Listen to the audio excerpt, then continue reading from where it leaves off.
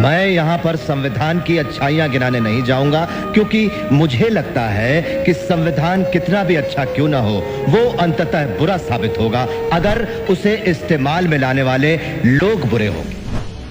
आज हम आपको बाबा भीमराव अंबेडकर के साथ किया गया कांग्रेस का वो पाप याद दिलाएंगे जिसे कांग्रेस और गांधी परिवार के माथे का सबसे बड़ा कलंक माना जाता है। दरअसल आजादी के बाद अक्टूबर 1951 से फरवरी 1952 तक देश में पहला आम चुनाव हुआ था।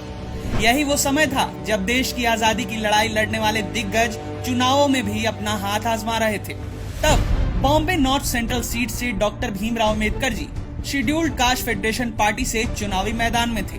लेकिन नेहरू को ये बात खटक रही थी, क्योंकि नेहरू ये नहीं चाहते थे कि अंबेडकर जी कभी राजनीति में आए। इसीलिए उन्होंने एक साजिश रची। तब नेहरू ने बाबा अंबेडकर के पीए नारायण एस काजरोलकर को ही इस सीट से कांग्रेस का उम्मीदवार बना दिया और नेहरू ने खुद जाकर पूरा जोर लगाया और बाबा अंबेडकर को चुनाव हरवा दिया।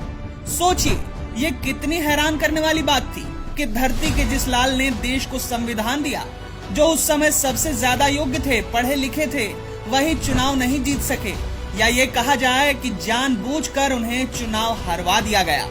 बाबा अंबेडकर मेन स्ट्रीम पॉलिटिक्स में ना आ सकें, इसके लिए दीवारें खड़ी की गईं। उनका रास्ता रोकने के लिए नेहरू ने उनके पर्सनल असिस्टेंट को ही मोहरा बनाया और खुद उनकी हार सुनिश्चित करने के लिए खुद नेहरू ने कैंपेनिंग की। इतना ही नहीं, 1954 में भंडारा लोकसभा सीट पर उपचुनाव हुए और इस बार भी नेहरू ने साजिशन डॉक्टर अंबेडकर को चुनाव नहीं जीतने दिया।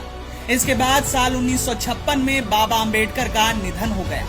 बाबा अंबेडकर को देश की संसद में न जाने देने वाली कोई और नहीं, कांग्रेस ही थी, जिसने कई मौकों पर दलित विरोध के बीज बोए हैं और आज भी बो रही है।